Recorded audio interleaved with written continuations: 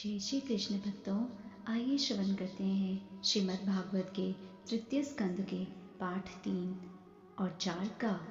श्री उद्धव जी ने भगवान श्री कृष्ण की बचपन की लीलाओं का स्मरण करते हुए आगे कहा।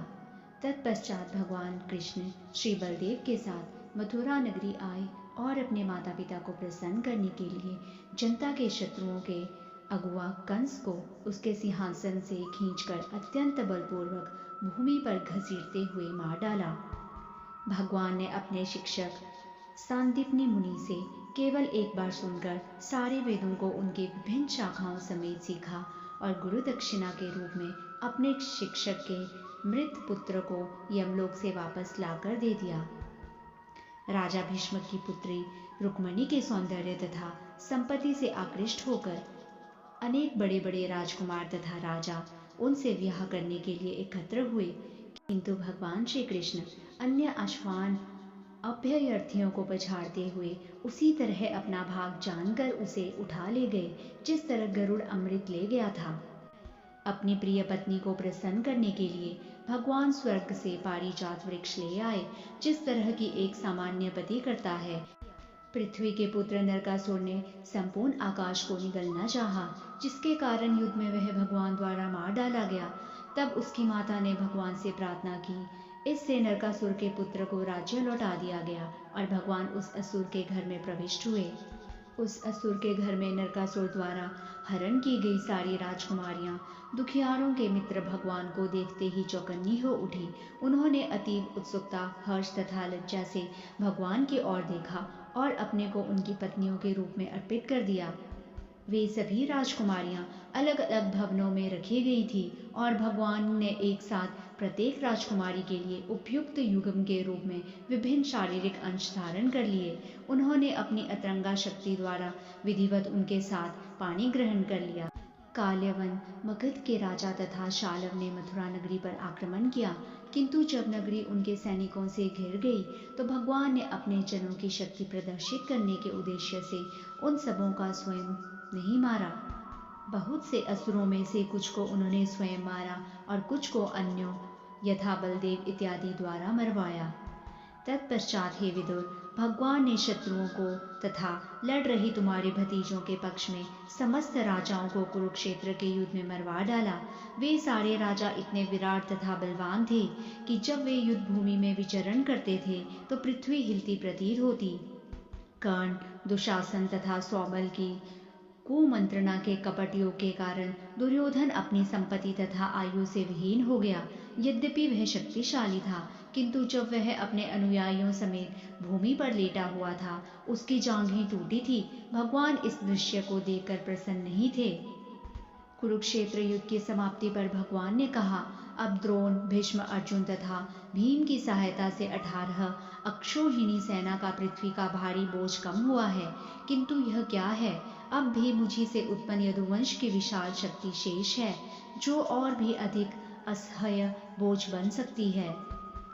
जब वे नशे में चूर होकर मधुपान के कारण तांबे जैसी लाल लाल आंखें किए परस्पर लड़ेंगे झगड़ेंगे, तभी वे विलुप्त होंगे, अन्यथा यह संभव नहीं है। मेरे अंतर्ध्यान होने पर यह घटना घटेगी।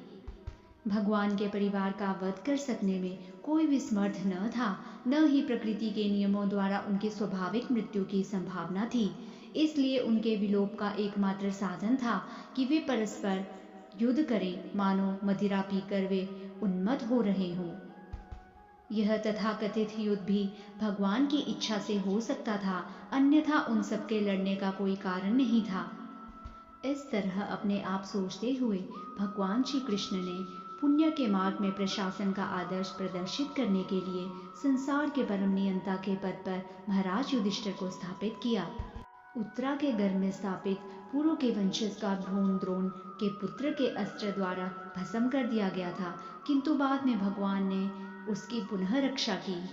भगवान ने धर्म के पुत्र महाराज युधिष्ठिर को 3 अश्वमेध यज्ञ संपन्न करने के लिए प्रेरित किया और उन्होंने भगवान श्री कृष्ण का निरंतर अनुगमन करते हुए अपने छोटे भाइयों की सहायता से पृथ्वी की रक्षा की और उसका भोग किया।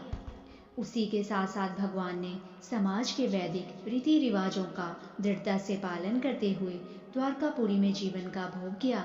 वे सांख्य दर्शन प्रणाली के द्वारा प्रतिपादित वैराग्य तथा ज्ञान में स्थित थे।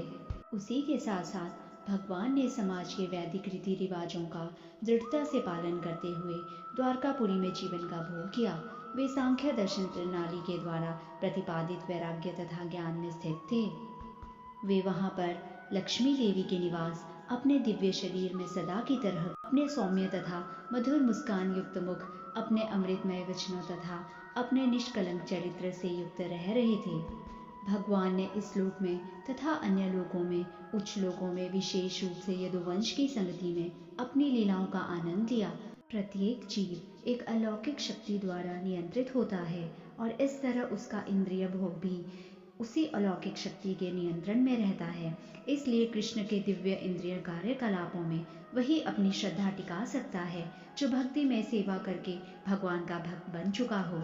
एक बार यदुवंशी तथा भोजवंशी राजकुमारों की क्रीड़ाओं से महामुनिगण क्रुद्ध हो गए तो उन्होंने भगवान की इच्छा अनुसार उन राजकुमारों को श्राप दे दिया।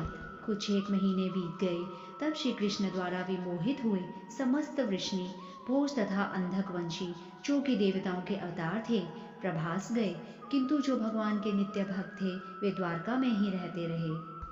वहां पहुंचकर उन सबों ने स्नान किया और उस तीर्थ स्थान के जल से पितरों, देवताओं तथा ऋषियों का तर्पण करके उन्हें तुष्ट किया।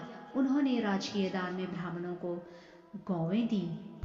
ब्राह्मणों को दान में न केवल सुपोषित गौवें दी गई, अपितु उन्हें सोना, चांदी, बिस्तर, वस्त्र, आसन, कंबल, घोड़े, हाथी, कन्याएं तथा आजीविका के लिए पर्याप्त भूमि भी दी गई।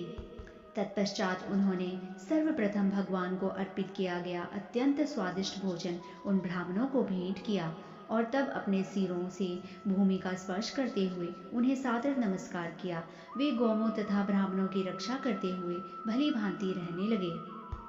तत्पश्चात वृष्णि तथा भोजवंशियों ने ब्राह्मणों की अनुमति से प्रसाद का उच्छिष्ट खाया और चावल की बनी मदिरा भी पी।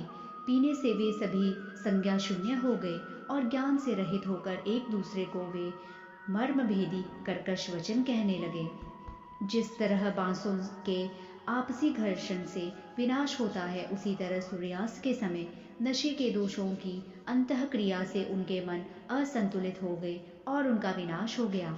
भगवान श्री कृष्ण अपनी अतरंगा शक्ति से अपने परिवार का भावी अंत देखकर सरस्वती नदी के तट पर गए, जल का आचमन किया और एक वृक्ष के नीचे बैठ गए। भगवान उनके कष्टों का विनाश करते हैं जो उनके शरणागत है। अतएव जब उन्होंने अपने परिवार का विनाश करने की इच्छा की तो उन्होंने पहले ही बद्रिकाश्रम जाने के लिए मुझसे कह दिया था। हे विदुर, वंश का विनाश करने की उनकी इच्छा जानते हुए भी मैं उनका अनुसरण करता रहा, क्योंकि अपने स्वामी के चरण कमलों के बिछोह को सह पाना मेरे लिए संभव न था। इस तरह उनका पीछे करते हुए मैंने अपने संरक्षक तथा स्वामी भगवान श्री कृष्ण को सरस्वती नदी के तट पर आश्रय लेकर अकेले बैठे और गहन चिंतन करते देखा। यद्यपि वे देवी लक्ष्मी के आश्रय हैं, भगवान का शरीर श्यामल है, किंतु वह सच्चिदानंदमय है और अतीव सुंदर हैं। उनके नेत्र सदैव शांत रहते हैं और वे प्रातःकालीन उदय होते हुए सूर्य के समान लाल हैं। मैं उनके 4 हाथों, विभिन्न प्रतीकों तथा पीले रेशमी वस्त्रों से तुरंत पहचान गया कि वे भगवान हैं। भगवान अपना दाहिना चरण कमल अपनी बाईं जांघ पर रखे एक छोटे से बरगद वृक्ष का सहारा लिए हुए बैठे थे। यद्यपि उन्होंने सारे घरेलू सुपास त्याग दिए थे, तथापि वे उस मुद्रा में पूर्ण रूपेण प्रसन्न दिख रहे थे। उसी समय संसार के अनेक भागों की यात्रा करके महान भगवत भक्त तथा महर्षि कृष्णद्वैपायन, व्यास के मित्र एवं हितैषी मैत्रेय अपनी इच्छा से उस स्थान पर आ पहुँचे। मैत्रेय मुनि भगवान में अत्यधिक अनुरक्त थे और वे अपना कंधा नीचे किए प्रसन्न मुद्रा में सुन रहे थे। मुझे विश्राम करने का समय देकर भगवान मुस्कुराते हुए तथा विशेष चितवन से मुझसे इस प्रकार बोले। हे वसु, मैं तुम्हारे मन के भीतर से वह जानता हूँ जिसे पाने की तुमने प्राचीन काल में इच्छा की थी, जब विश्व के कार्यकलापों का विस्तार करने वाले वसुओं तथा देवताओं ने यज्ञ किए थे। तुमने विशेष रूप से मेरी सगति प्राप्त करने की इच्छा की थी। अन्य लोगों के लिए उसे प्राप्त कर पाना दुर्लभ है, किंतु मैं तुम्हें यह प्रदान कर रहा हूँ। हे साधु, तुम्हारा वर्तमान जीवन अंतिम तथा सर्वोपरि है, क्योंकि तुम्हें इस जीवन में मेरी चरम कृपा प्राप्त हुई है। अब तुम बद्ध जीवों के इस ब्रह्मांड को त्याग कर मेरे दिव्य धाम वैकुंठ जा सकते हो। तुम्हारी शुद्ध तथा अविचल भक्ति के कारण इस एकांत स्थान में मेरे पास तुम्हारा आना तुम्हारे लिए महान वरदान है। हे उद्धव, प्राचीन काल में कमल कल्प में सृष्टि के प्रारंभ में मैंने अपनी नाभि से उगे हुए कमल पर स्थित ब्रह्मा से अपनी उस दिव्य महिमाओं के विषय में बतलाया था, जिसे बड़े बड़े मुनि श्रीमद् भागवत कहते हैं। उद्धव जी ने कहा, हे विदुर, जब मैं पूर्ण पुरुषोत्तम भगवान द्वारा इस प्रकार से प्रतिक्षण कृपा भाजन बना हुआ था और उनके द्वारा अतीव स्नेहपूर्ण संबोधित किया जा रहा था, तो मेरी वाणी रुककर आंसुओं के रूप में बह निकली और मेरे शरीर के रोम खड़े हो गए। अपने आंसू पोंछकर और दोनों हाथ जोड़कर मैं इस प्रकार बोला, हे प्रभु, जो भक्तगण आपके चरण कमलों की दिव्य प्रेमा भक्ति में लगे हुए हैं, उन्हें धर्म, अर्थ, काम तथा मोक्ष इन 4 पुरुषार्थों के क्षेत्र में कुछ भी प्राप्त करने में कोई कठिनाई नहीं होती। किंतु हे भूमन, जहाँ तक मेरा संबंध है, मैंने आपके चरण कमलों की प्रेमा भक्ति में ही अपने को लगाना श्रेयस्कर माना है। विद्वान मुनियों की बुद्धि भी विचलित हो उठती है जब वे देखते हैं कि आप समस्त इच्छाओं से मुक्त होते हुए भी सकाम कर्म में लगे रहते हैं, अजन्मा होकर भी जन्म लेते हैं, अजेय काल के नियंता होते हुए भी शत्रु भय से पलायन करके दुर्ग में शरण लेते हैं, तथा अपनी आत्मा में रमण करते हुए भी आप अनेक स्त्रियों से घिरे रहकर गृहस्थ जीवन का आनंद लेते हैं। आपकी नित्य आत्मा कभी भी काल के प्रभाव से विभाजित नहीं होती और आपके पूर्ण ज्ञान की कोई सीमा नहीं है।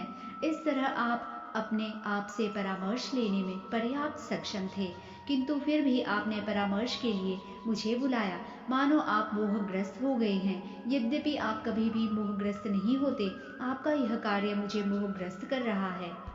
यदि आप हमें समझ सकने के लिए सक्षम समझते हो, तो आप हमें वह दिव्य ज्ञान बतलाएं जो आपके विषय में प्रकाश डालता हो और जिसे आपने इसके पूर्व ब्रह्मा जी को बतलाया है। जब मैंने पूर्ण पुरुषोत्तम भगवान से अपनी यह हार्दिक इच्छा व्यक्त की, तो कमल नेत्र भगवान ने मुझे अपनी दिव्य स्थिति के विषय में उपदेश दिया।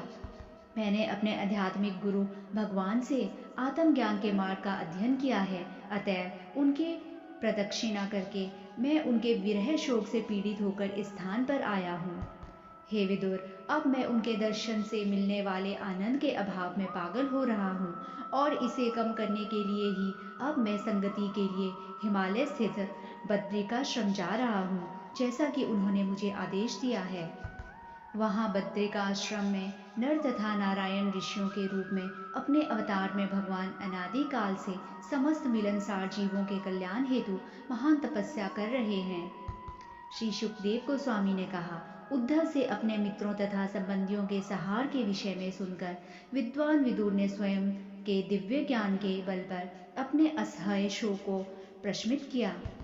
भगवान के प्रमुख तथा अत्यंत विश्वस्त भक्त उद्धव जब जाने लगे, तो विदुर ने स्नेह तथा विश्वास के साथ उनसे प्रश्न किया, हे उद्धव, क्योंकि भगवान विष्णु के सेवक अन्यों की सेवा के लिए विचरण करते हैं, अतः यह उचित ही है कि आप उस आत्मज्ञान का वर्णन करें जिससे स्वयं भगवान ने आपको प्रबुद्ध किया है।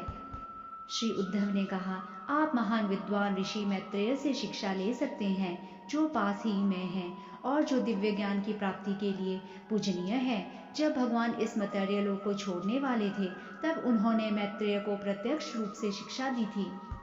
सुखदेव गोस्वामी ने कहा, हे राजन, इस तरह यमुना नदी के तट पर विदुर से भगवान के दिव्य नाम, यश, गुण इत्यादि की चर्चा करने के बाद उद्धव अत्यधिक शोक से अभिभूत हो गए। उन्होंने सारी रात एक क्षण की तरह बिताई।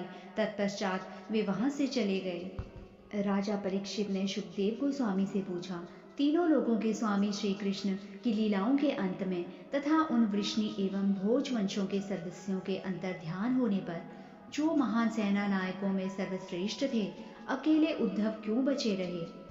सुखदेव गोस्वामी ने उत्तर दिया, हे प्रिय राजन, ब्राह्मण का श्राप तो केवल एक बहाना था, किंतु वास्तविक तथ्य तो भगवान की परम इच्छा थी। वे अपने असंख्य पारिवारिक सदस्यों को भेज देने के बाद पृथ्वी के धरातल से अंतर्ध्यान हो जाना चाहते थे। उन्होंने अपने आप इस तरह सोचा, अब मैं इस लौकिक जगत की दृष्टि से ओझल हो जाऊंगा और मैं समझता हूँ कि मेरे भक्तों में अग्रणी उद्धव ही एकमात्र ऐसा है जिसे मेरे विषय का ज्ञान प्रत्यक्ष रूप से सौंपा जा सकता है। उद्धव किसी भी तरह मुझसे घटकर नहीं है, क्योंकि वह प्रकृति के गुणों द्वारा कभी भी प्रभावित नहीं हुआ है। अतएव भगवान के विशिष्ट ज्ञान का प्रसार करने के लिए वह इस जगत में रहता रहे। उद्धव बद्रिकाश्रम तीर्थ स्थल पहुंचे और भगवान को तुष्ट करने के लिए उन्होंने अपने को समाधि में लगा दिया। यह सुनकर कि इस जगत को छोड़ते समय भगवान श्री कृष्ण ने उनका स्मरण किया था, विदुर प्रेम भाव से अभिभूत होकर जोर जोर से रो पड़े। यमुना नदी के तट पर कुछ दिन बिताने के बाद स्वरूप प्रसिद्ध आत्मा विदुर गंगा नदी के तट पर पहुंचे, जहां मैत्रेय मुनि स्थित थे। जय श्री कृष्ण भक्तों, यहाँ पर श्रीमद् भागवत के तृतीय स्कंद के पाठ 3 और 4 का समापन होता है।